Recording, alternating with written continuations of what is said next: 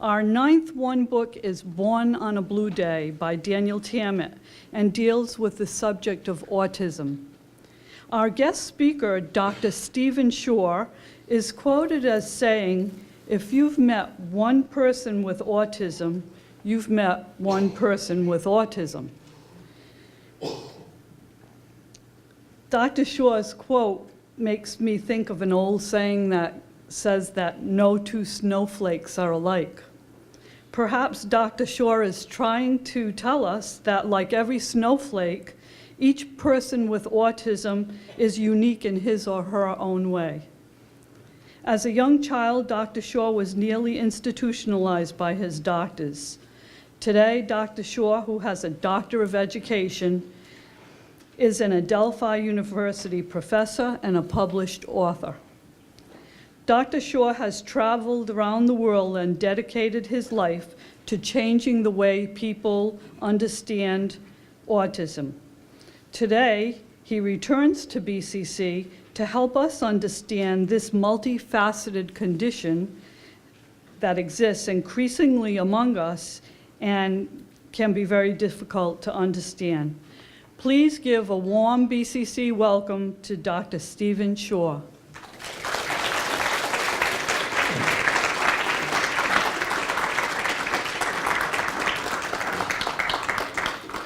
All right, thanks for a great introduction. And it's a pleasure to be in front of so many people who are looking into and supporting those of us on the autism spectrum to lead fulfilling and productive lives.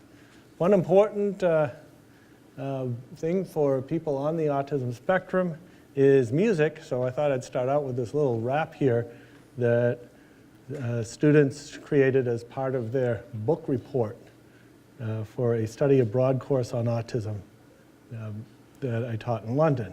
So we'll start out with this.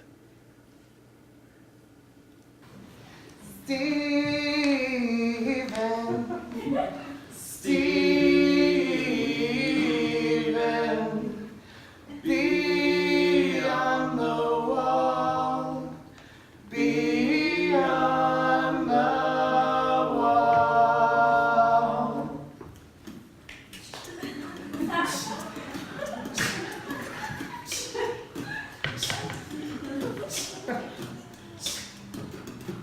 He came into this world seeming neurotypical until 18 months development was prototypical. We're in this course rapping this song because at 18 months came the autism bomb.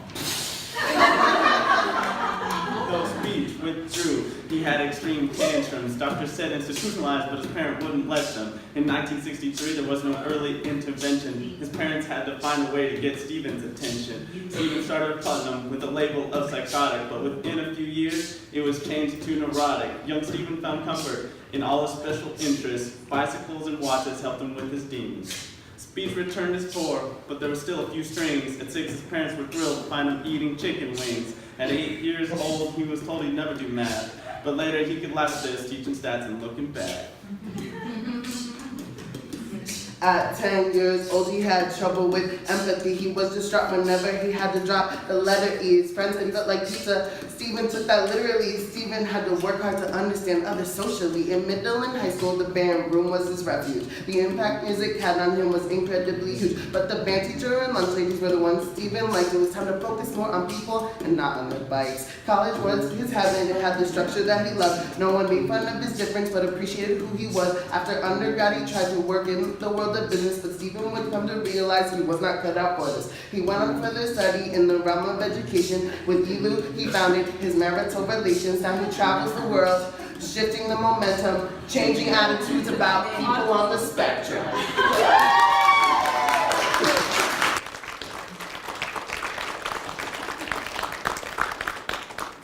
All right, so they got an A. They did a good job.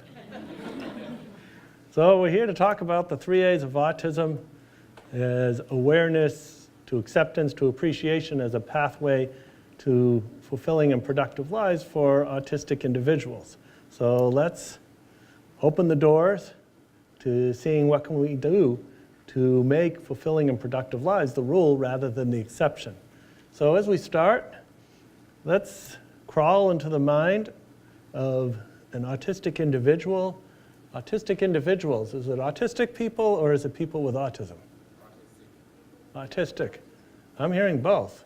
Why do you say autistic? Because I'm autistic, I have a right to refer to myself as autistic, and I don't care what neurotypical is like. All right. So you're taking back the word, aren't you? Yeah. Good. It was always my word. Yeah. It was always my word. Yeah, and there's a lot to be said for that. And I remember encountering this identity-first language some years ago.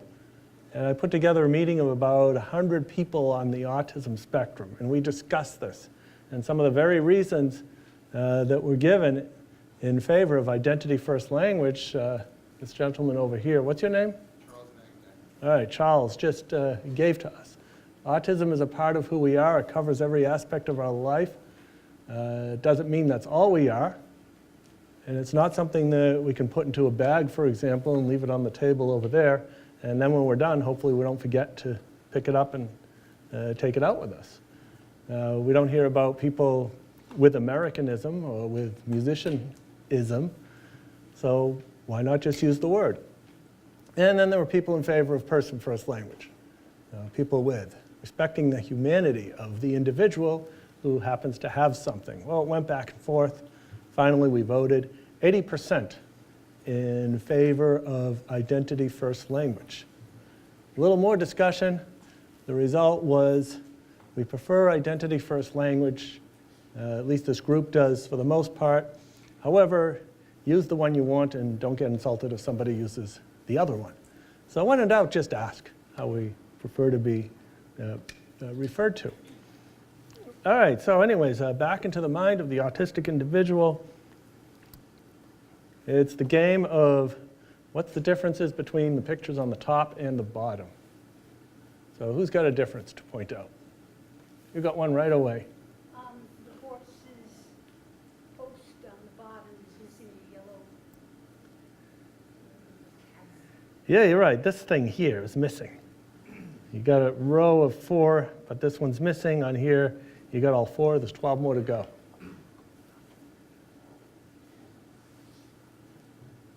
Who's got another one?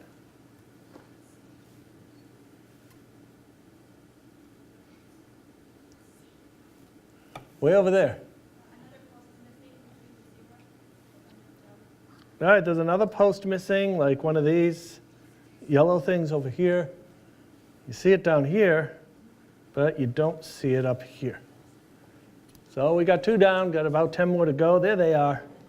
I think I missed some as well, but there's definitely plenty of them there. So as we consider what we were looking at, what was it anyways? There's a picture of a carousel. We got that down. What was the animal in the foreground? Zebra. What color is the animal behind the first one? Brown. Some people say brown. Some people might think it's something else. A lot of people are abstaining. How many animals are in the row closest to us? 4. Well, anyways, let's bring the pictures back, and that way you can get all the answers. And the reason why I bring this up is because it caused you to perceive this picture like many of us autistic individuals perceive the environment. We tend to focus on details, sometimes at the expense of the whole. So if we think about where it might be advantageous to be detail-oriented, where might it be advantageous to be detail-oriented? What are some situations? Who's got one for me? Well, if you're writing a report and it has to have statistics in it, then you have to get into the details of collecting the statistics. All right, so if a report containing statistics, you got to get into the details of those statistics. That's a really good example. Any others? One more time. Violin. Oh, filing. Yeah, by the time it got down here, it sounded like a violin. Anyway, so filing, making sure everything is in the right place. Say in a library, all the books have to be exactly where they belong, not somewhere else. Nobody else will be able to find them. Other examples may include, we often hear about IT, for example, accounting, and other various situations. So might it be possible to say that if we put a typical person in a situation such as filing books, it could be a library somewhere else, or working in IT, debugging programs, might it be possible to say that the typical person has a deficit in detail-oriented thinking? So you can go that way. And the reason why I bring this up is that for all the characteristics we have, we can turn them upside down. And instead of considering them as deficits, like we see up here, the deficit in central coherence, which is often mentioned about autistic individuals, might there be situations where people have a deficit in detail-oriented thinking?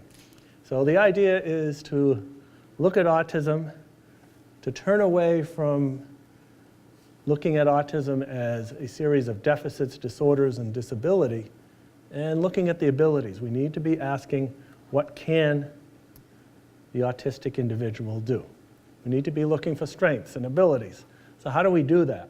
So if somebody asks me about how to figure out what somebody is good at, my first question is, how do they spend most of their time? Because we tend to spend more time doing things we like. So how does this person spend most of their time, or would if you let them do it? And that leads to potential matches and hobbies, vocation, making friends, engaging in the community. As we look at the abilities, the interests, the kind of mind, what is the learning style of autistic individuals?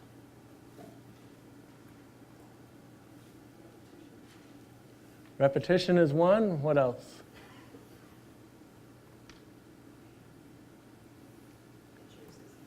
Pictures. More hands-on, I mean, you see that it has some correlation to reality. Okay, so hands-on, pictures. Often we're thought about of being pictorially oriented, visually oriented, and I think most of us are, but not all of us. I know autistic individuals who are so non-visual, they can't read a map. So whatever that kind of mind or processing style we have is probably going to be to the extreme and possibly to the expense of other modalities.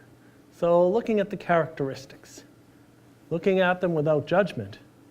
And in that way, as we look at transitioning from that language of deficit, as we see here, so anybody who's written or read reports about students with disabilities in school, these are very common words that are used. Might it be that this person who we're talking about could be considered a different way? So that brings us to the 3 A's of autism. The first A, we've been doing this for about a generation now. Organizations such as Autism Society, Autism Speaks, National Autistic Society in England, many organizations, big and small, been putting huge efforts forth so that teachers and doctors and people in the community, employers, recognize autism when it exists. And they've done a reasonably good job. This forms a foundation in which to transition to acceptance. Acceptance of autistic characteristics, acceptance of autistic people. And what I mean by acceptance is, let's say, for example, a person has sensory hypersensitivities. And as a result, going into a supermarket or going into a Walmart results in a catastrophic meltdown. So acceptance is not, okay, just let the kid have a meltdown and that's acceptance. Actually, that's some kind of denial. But what acceptance means is we realize these are sensory issues, they're sensory characteristics. It's not something that we can change, but it is something we can work with. So it's a transition from doing things to autistic individuals, usually in the hopes of making that person more like everybody else, to working with the characteristics. All right, so this person has hypersensitivities. Let's just say to sound, because that would be pretty common. It's just too noisy there. Now let's work with them. What can we do with these characteristics to enable the person to go into one of these noisy places, or just to realize 5 minutes is about as much as you get, and that's all you're going to get for now, and we're going to work around that. And then continuing with these perhaps with the auditory sensitivities, might there be something that we can put that sensitive hearing to use for? Perhaps being an audio engineer, perhaps as a musician. And in that way, that's accepting the characteristics and working with them as opposed to doing things to them. And then we move on to appreciation. That's the pinnacle. And that's where autistic individuals are valued for who we are, for what we can contribute to society. Some organizations are beginning to do that. We're beginning to see a groundswell of organizations, companies, actively seeking autistic individuals as their employees because they know that there are certain things that some of us can do that can make a great contribution to that organization. So commonly we talk about IT, small software companies such as Microsoft and SAP, Ernst & Young, these big companies that have realized that autistic people can make great contributions to their businesses. They're seeking us out. These three organizations that I've mentioned and many others have vowed to hire enough autistic people so that we make up 1% of their employees. So that's an example of valuing autistic individuals and being hired for the right reasons, turning away from what I call the charity model of hiring. And that is an organization doesn't really have a position, but they'll create a position for this disabled person, autistic or otherwise. They won't be able to get a job somewhere else, but it's a good corporate citizen thing to do. People need to work, and besides, it's a tax write-off. So that's not the right way to go about it, but it's actively looking at those characteristics. So as we spend our time together, I'd like you to keep in mind as to what steps you can take to climb those stairs of awareness, acceptance, and appreciation of people with differences in your lives. And that might even be yourself. So let's take a look at how this might work. We've got Randy the artist. He's a middle school student. He has limited speaking ability. He spends hours drawing shapes using crayons on big pieces of paper. He's been doing that since he was a kid. Teachers and others will try to remove the drawing material, hoping to get him engaged with the class or with other people. Not surprisingly, Randy kicks, screams, has horrific meltdowns when that happens. Unable to achieve success in getting Randy to join his classmates, his teachers now permit Randy to while away the day with his crayons and paper. See, Randy is included. He's in the same classroom as everybody else. But what that really is I call it geographical inclusion. Because Randy and the class are not really engaging. So how would we help a person like Randy? How could we work with him? If we want to talk in behavioral speak, we found a really powerful reinforcer. However, all of the behavioral consultants and others have tried to set up a plan where they have the artwork over here, but he has to do something over here in order to get that. And it's just not working. So what can we do to help Randy? Any ideas? You got one? You can have a speech pathologist helping with ACC or octave communication devices. Okay. Like letterboards, Vox, text-to-speech apps. Hey, Helping communicate. yeah, you've got some good ideas. So that's good for the communication. Assistive communication devices of various sorts. I didn't know how much spoken communication Randy had. I found out a little bit later. But at least for now, I knew that he had very few words, and that would help him with communication. So now the question is, how do we engage with Randy? I think I'd be a little bit worried about the repetition of isolation that it might cause if he's allowed to continue in that way. So why doesn't the class do what he's doing for a while with the crayons, make that a lesson plan, involving everybody, that what he likes to do, and then have time when he has to do what the rest of the curriculum entails. All right, so It'll work or not, but I'm just worried that it might, promoting more repetitive behaviors and isolation. That's what I feel a bit worried. well, it's a good way to be thinking. What about using what he likes? Exactly. Okay, so behavior and art are symbolic of communication or an indirect way of communicating. Has anyone examined Randy's art if he's drawing all the time? Like, is there an art therapist that works with Randy? I didn't know if there was one at that point, so I don't know how much he was using art to communicate something. I only got like an hour and a half with him, but these are very good questions to be asking. Is he, and what is he trying to communicate with his art? So there Randy was, out in California, and his parents asked me to spend some time with him.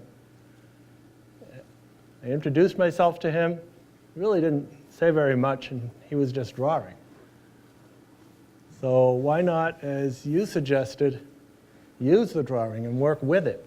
So this is a characteristic, this is something he likes, and instead of denying him this and saying, well, now you got to work for it, just like airlines now, you used to buy an airline ticket and you'd get a seat, you'd know where the seat was, you'd get luggage, you'd get a horrible meal, but at least you kind of got the whole thing, and now they've broken it all up into little pieces where the seat's still the same price, but now you have to buy all the other stuff if you want to get back to where you were before.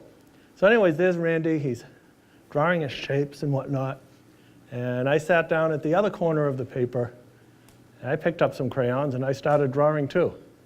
And he just kind of looked at me and just went back to his work. I found that I could draw pretty close to what he was drawing, and even overlap and color in some spaces that he had left blank. He didn't seem to mind. He didn't have a meltdown. And maybe he sensed that I wasn't there to take away his drawing, like so many people are. Take it away and then make him do something as a sort of bribe in order to get it back. I didn't know how much communication ability Randy had, so I picked up a crayon. And what color is this? And he said green. Tried a few more times to establish that it just wasn't random. He's got it. What color is this? Purple. Here you go. He'd take it from me, and soon he'd be drawing with the purple crayon. I could ask him to give me the red crayon, and he'd give it to me. So I established communication with Randy by getting into his world and meeting him where he was. And in that way, using art, using his ability to work with Randy as opposed to doing things to Randy. We've got to get rid of this obsessive drawing. It's getting in the way. Let's push it out of the way so that he can then pay attention. And this way, perhaps, is more powerful. So what brings me here to talk to you about autism? Let's take it from the beginning. Things were we'll take it from the very beginning. So at 24 hours of age, my wife says I looked like an egg. And then, yeah, that's right, it looks like an egg. Then at 18 months, like what happens to about 30% of us, what I call the regressive autism bomb exploded. And there was a loss of functional communication, meltdowns, withdrawal from the environment. So in brief, I became a pretty severely affected autistic child. There was so little known about autism at that time. Where does autism come from? What do we do about it? So on that note, let us sing to the tune of Where, Oh, Where Has This Little Dog Gone? Ready, go. Where, oh, where did this autism come from? More from the back. Oh, where can it be? Alto. With mysteries cut long and eye contact cut short. Oh, where can it be from? I think we need a little work on breath control and intonation. But with some work, we'll be ready for the summer concert. And I bring this up because the questions remain to today. Best minds in research believe it starts with the genetics. I see a hand way, way in the corner. And I don't think you're flapping. I think you got something to say. I just wanted to ask if you would put in context when this happened, like what year were you 18 months old? Oh, okay. Oh, so the autism bomb exploded in about 1963. So there was very little known at that point. And so back to the genetics. Genetic predisposition, we see characteristics running in family members. I remember meeting the dad of the first child I worked with, and I said, "Hey, Dad, I think you're autistic." He didn't like that. Well, then I found out that he didn't eat solid foods until he was 9.5. Then after months of seeing doctors at Children's Hospital up in Boston, the result was a letter. "Dear Mom and Dad, your child cannot be autistic because he's talking." Well, now we know what that's called. Well, we used to call it Asperger's syndrome. Actually, we still do. Even though the DSM-5 took it away, we're still here. It didn't make us disappear either. So now Dad realizes that he's either on the spectrum or he's pretty close to it. Helps him understand his son is more significantly affected. Dad is what my friend Jerry Newport, who's also on the spectrum, would refer to as being a recovered aphid. Aphid standing for autistic parent heavily in denial. You may know some. And with parents or people of this generation, they may be autistic or have another learning disability, but so little was known about learning disabilities and differences at that time. So they had a really horrible time in school, probably a bad time at work, and in the community getting along with others because there was so little understanding.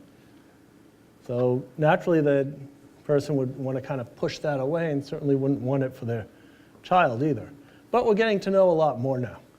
And I know people who have been diagnosed as late as their 70s. And it can be a really great thing because then they realize, oh, so that's why it's been the way it has been for all this time. And now we can do something about it. Let's work with it. So back to my situation. My parents find a place for diagnosis. Fortunately, they refute the professional's recommendations for institutionalization. And they convinced the school to take me in about a year. It was during that year that my parents implemented what we would today refer to as an intensive home-based early intervention program.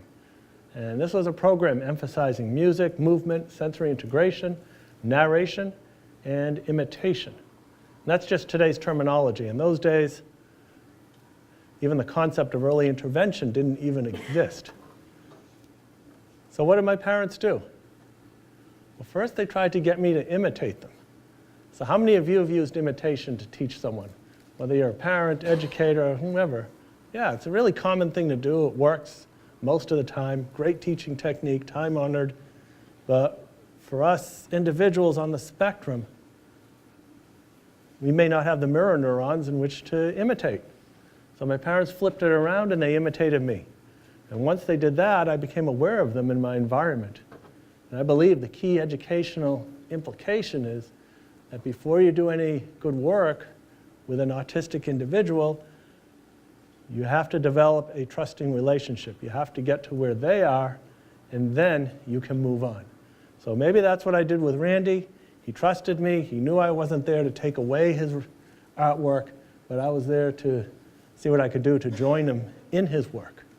And after I had done that, I suggested that the parents inform the school exactly what went on, and this would be the pathway in which to develop more interaction with Randy, kind of like what you were talking about, this lady over here was talking about. Let's find a way to use the art.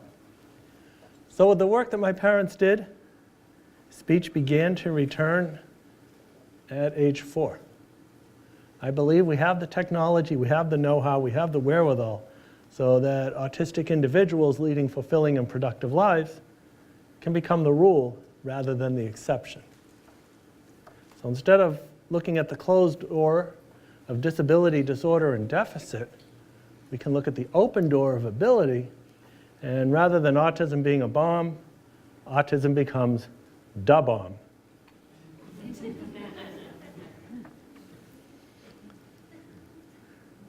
So I'm talking about abilities. I'm talking about asking what the autistic individual can do. Well, what about those challenges? How many of you agree that autism brings significant challenges? Everybody's hand should be up. Yeah, everybody's hand. If you didn't, why would we be here trying to figure it out?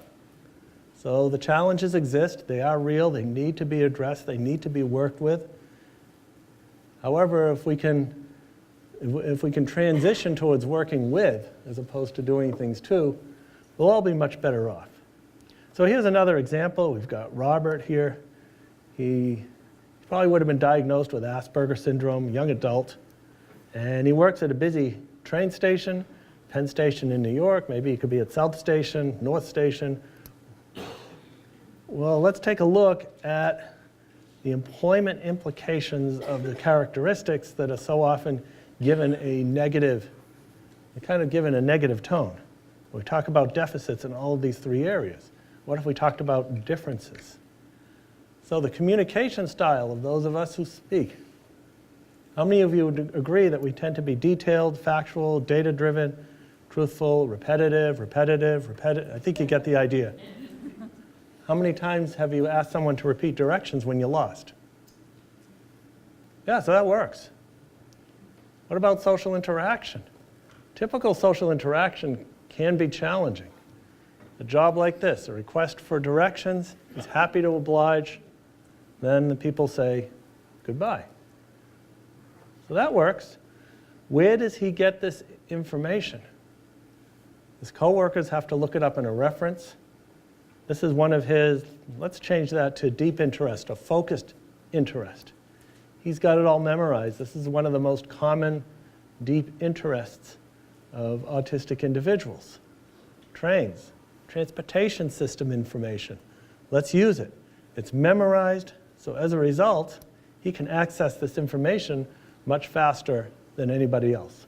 Because this individual is autistic, he's got these characteristics, he outperforms his typical coworkers who don't have autism. And this is how we need to take a look at these characteristics for autistic individuals and actually for everybody else as well. Nobody makes a career out of remediated weaknesses. So we shouldn't expect autistic individuals to do that either. So how does that translate to school? Using your strengths at school. This is from a grant that focused on this very thing, helping people, students, middle school students in New York, those who had Asperger's syndrome, recognize their strengths in school. And one way to do that is to begin a discussion about likes and dislikes, and the idea that everybody has a profile. So for example, I would poll the class and ask, how many people here are good at math? How many people here are good at math? We can ask you too. Don't worry, I won't make you do any math. How many of you feel pretty good at math? I got some brave souls who admit to it. How many of you wish you were better at math? Yeah, a lot of people. So we can ask that about every characteristic, every type of activity. And the idea is that some people have strengths up here, and they've got challenges down here. But what about the autistic individual? What will happen is that the challenges won't be over here, but they'll go through the basement. But at the same time, there'll often be strengths, corresponding strengths, that go shooting through the roof. And what we need to do is find those strengths. We need to find those abilities. So all of you who raised your hand, who wished you were better at math, would it be fair to say that your math is good enough to get you through your daily lives? Was it good enough to get you through grade school? Is it good enough to get you through college if you're a student? Maybe barely, but it's still doing it. Is it good enough for you to go shopping and get what you need? yeah, it's good enough. For the autistic individual, for the person with a math disability, the math may not be functional at all. So I have a friend who's a doctoral student at Adelphi University. It took me 3 years to convince her she could do it, but now she's there. And she's getting all A's in her courses, except for statistics and quantitative research. Math just does not work for her. So for example, she doesn't have a checking account. She doesn't have a credit card because she just can't conceive of money moving around like that in her account. So everything's got to be cash for her. So that's an example of a really deep challenge, but she finds other ways to get through it, and she's also got exceptional strengths. So getting back to the middle school students, the idea is that what somebody is interested in, they're probably good at. These are the strengths, and these are strengths that can be used for success in school and beyond. So we can take a look at Max, for example, a high school student. These are his strengths. We're asking him what he can do. He's got strengths in artistry, sketching, and drawing. Let's find a way to use that.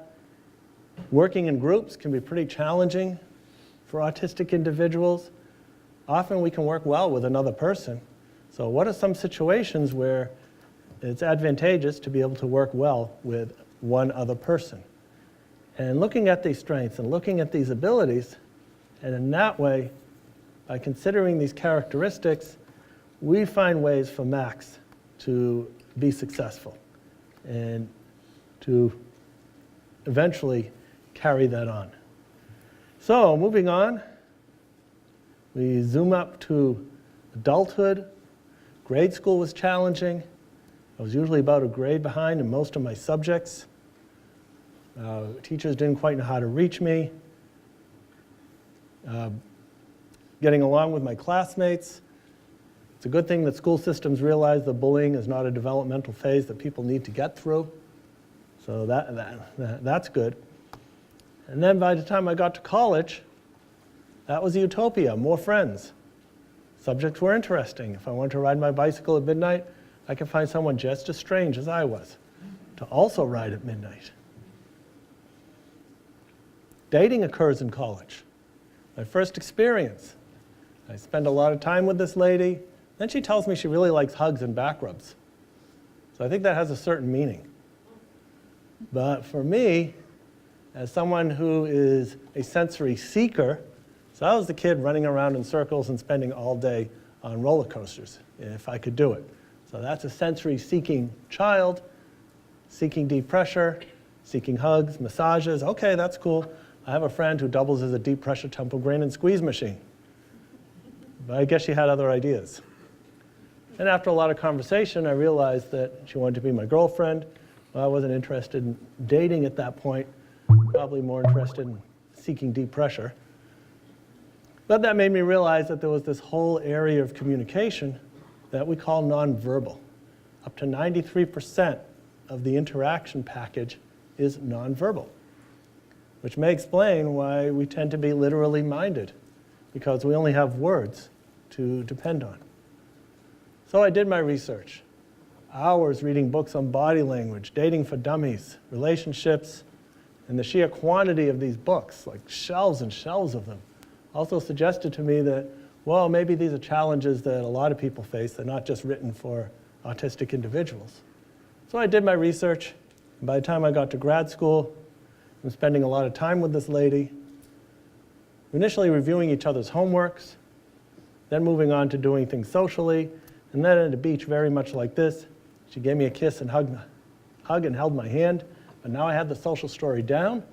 If a woman hugs you, kisses you, and holds your hand all at about the same time, it probably means they want to be your girlfriend. And if that's the case, you better have an answer right away. It could either be yes, it could be no, or it could be further investigation and analysis as indicated. So it seemed to be a good thing to do. And now we've been married for almost 28 years. And if you want to find out more about what life is like on her side of the spectrum, then you can check out her contributions to my book, Beyond the Wall. So now as an adult,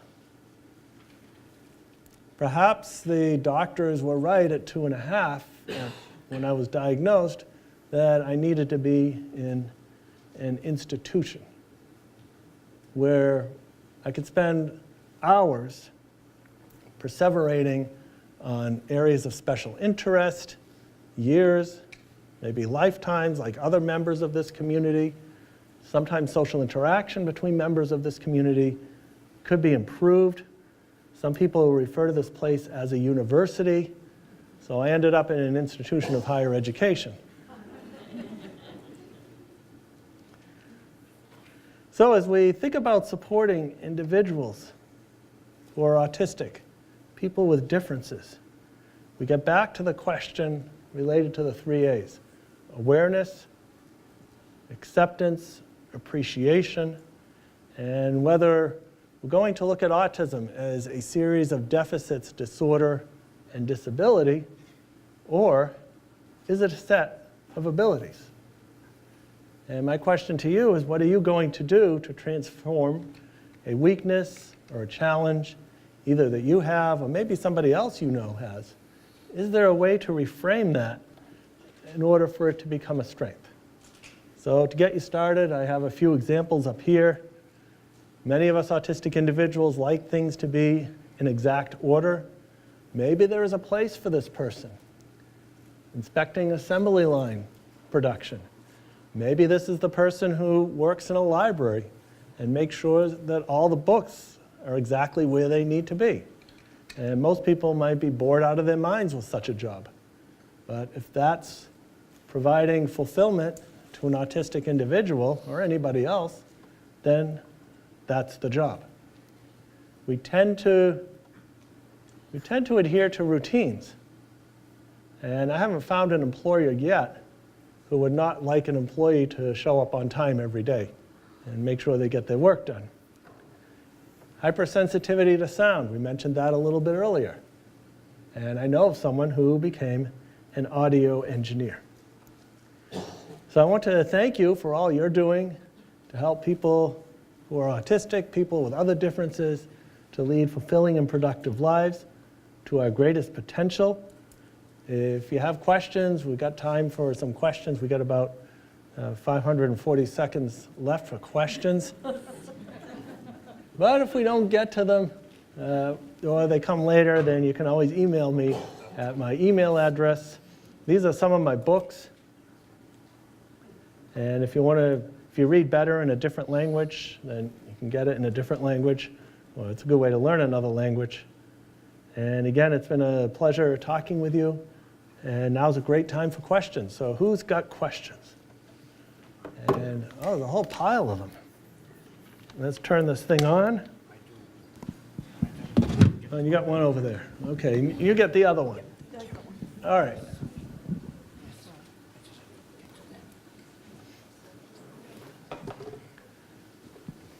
Looks like this lady's got a question. It appears that you were very fortunate to have the parents that you had, given the time that you were born. That's right. May I ask what their backgrounds were? Yeah, and that's what makes it even more curious. My father went to, I believe, a vocational type school for business.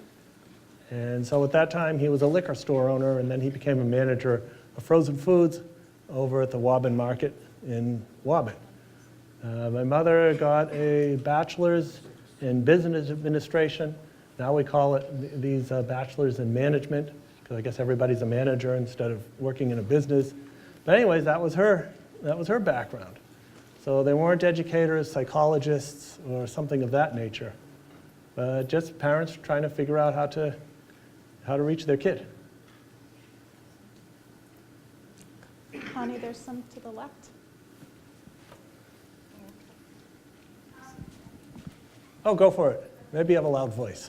So I know you said like something about like different like disabilities and stuff. Would you say like autism has an effect on them if you have more than one disability? They can, and it's pretty common for autistic individuals to have something else. They call it concomitant disabilities. The term comorbid is also used, but I think it's a terrible sounding word. But often we can find autism with something else, like depression, with ADHD, with dyslexia, with Tourette syndrome, with something else. And so it's pretty common. And what can be challenging to diagnosticians is how do you separate whether someone has ADHD or do they have autism? And then what does it look like when the two are together? So things can get pretty complex. And one good thing we can say about the DSM-5 is when it came out in 2013, they finally caught up with reality and realized that there are some autistic people who also have ADD or ADHD.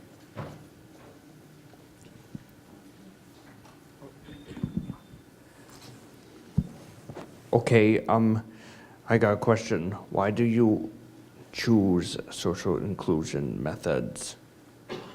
I choose social inclusion methods because I see autism as part of the diversity of the human gene pool, and in that way, we need to be included along with everybody else. And by asking what we can do and focusing on the abilities, I think we'll have much more success. I have a question both as a professor and as a parent of a child on the spectrum, probably what you would call Asperger's. Many of our students, if they're on the spectrum, and whether they know it or not, part of, kind of related to the question that was just asked, I think, is when it comes to looking for jobs and going through the job search process, do you have any advice, since so much of that is skewed toward those social skills, that many people on the spectrum, that's not one of their strengths? Right. And so a couple of things come to mind. One is, see if we can get it back. One is how we look for jobs. So one helpful resource is neurodiversity in the workplace, workspaces, right over here. And this was a program that was inspired by a training that a colleague and I did about 3 or 4 years ago. We collected about 25 young adults interested in IT, and we didn't need to train them how to do their IT, but we needed to provide soft skills training. And SAP was interested in these students to work for their company. They were planning on hiring 12 of them, but they ended up hiring all of them. So getting into one of these programs, but getting back to, and this is free, by the way, it's open source. So take that down and download it and have yourself a party with it. Use it as you see fit.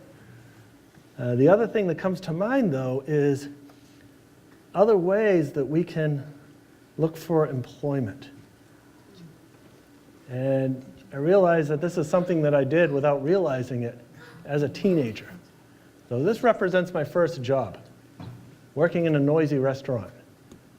It didn't work. Too much sensory input and so on. So I realized that I needed to do something else, something that I liked. I also happened to have a special interest in bicycles. So I got on my bicycle that I built from the ground up, and I rode all around to all the bicycle shops around the Boston area. I'd find the manager, and I'd nerd into my bicycle with the manager. Then after a period of time, I'd ask him for a job. It took about a dozen tries, but eventually I did get one. So by turning away from the closed door of what doesn't work, disability, disorder, deficit, and looked at what did work, now I had a job where I could manage my sensory input, could work in the back fixing bicycles. I could come out to the front and perseverate on bicycles with people who walked in. I mean, I guess we call it selling bicycles, but you get the idea. Okay, I have a question. I'm a mother of a son on the spectrum. I'm right here. Let me finish this one first. Okay, But we're almost there. So anyways, if we look at how this job was acquired, we focused on the work. And as I talked with, good sound effects too. So as I met the manager, as we talked about my bicycle, there wasn't any of this business of eye contact. We were both looking at the bike. Didn't have to remember, oh, you shake the hand 3 times, and not like a vice grips, and not like a dead fish either. That's kind of all out.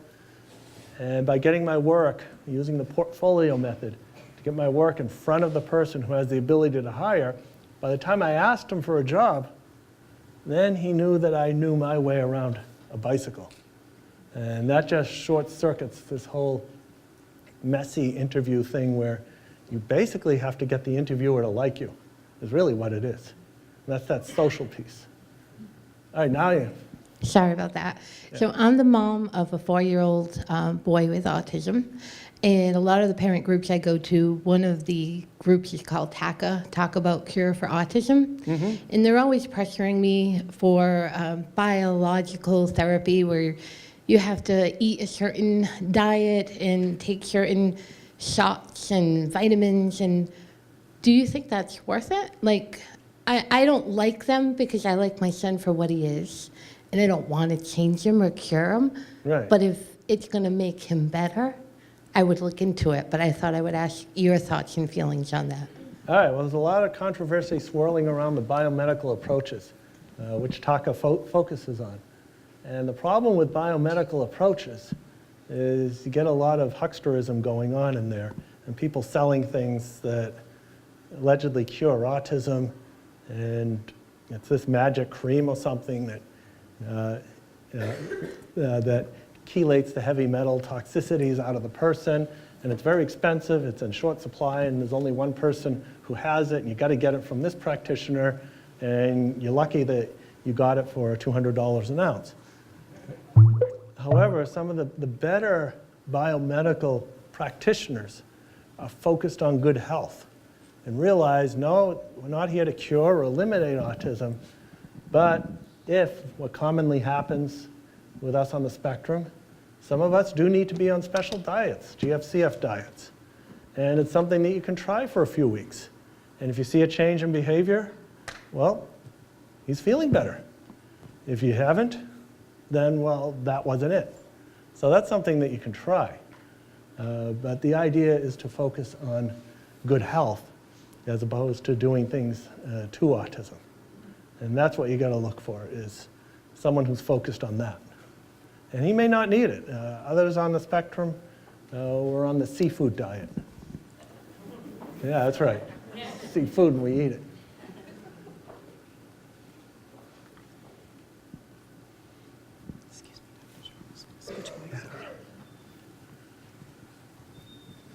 Dr. Shore, as you may be aware, people of color and people of lower financial classes may be underdiagnosed and receive substandard accommodations compared to, well, someone like me who is white and has been raised in an upper middle class family. Yeah, I mean, that's a definite issue that we face. What do you think, what can we do about that as a society? Well, it's a matter of providing education, going into these communities of what some people term as having low resources, low resource communities. And they might be communities right here in the Boston area. They might be far away in other countries. And the idea is that we need to go into these communities and provide education. And one thing that Autism Speaks is doing is they're actually doing that. They're going into these low resource communities and providing education for parents and teachers in order so that they can better understand their autistic children, their autistic students, and in that way kind of raise the level of care for people in these situations. So I'm glad you brought that up. Bringing up grandkids, which sign should a grandparent look before we take them to a physician? on autism. So I guess the question is, it sounds really distorted, but I guess the question is, what do we look for in a physician? No. A child, say 4 years old, which signs am I looking for? Oh, as a physician, okay. So what should a physician be looking for as signs? One thing I would do is I get a hold of the MCHAT, Modified Childhood, I don't forget what the autistic something or other, mchat.com. And what they do is they ask some very simple questions. I think there's about 21 of them. And these are some of these lead to the signs that suggest that someone might have autism. You can't diagnose with one of these things in MCHAT because it's just a screening tool, but it does lead you into looking for certain characteristics. And some of those characteristics will commonly focus on reciprocal communication, reciprocal interaction, communication. Does the child know how to point, for example? Because that's often delayed in autistic individuals. Are they interacting with their parents? So these are just some things that you'll look for. So as a grandparent, what am I looking for? These are some of the things. If the person is having difficulty communicating and is not communicating at the level that you would expect a 4-year-old, who will probably have a certain number of words that they use to communicate. If they're not communicating that way, often a child on the spectrum will use an adult's hand as a pointer, which means holding onto the hand and using the adult's hand to open the door of a refrigerator, for example. We often see that as well. So these are just some of the things.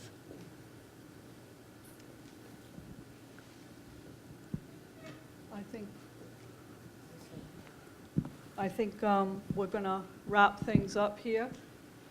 On behalf of myself and my co-chair, Carol Norberg, and the One Book Committee, I'd like to thank Dr. Shaw for coming to speak to us today about autism.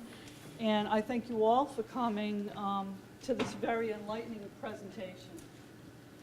I hope you leave with a better understanding of autism and how it affects many of the people we know and love. And I'd like to invite you all to join the One Book Committee for a wonderful wrap-up event for our Born on a Blue Day One Book, which will be a musical performance by Mr. Tony DeBlois, who is a blind autistic savant. That will be on April 30th at 11 o'clock a.m. in the theater. Until then, I have one question for you. Are you reading it yet?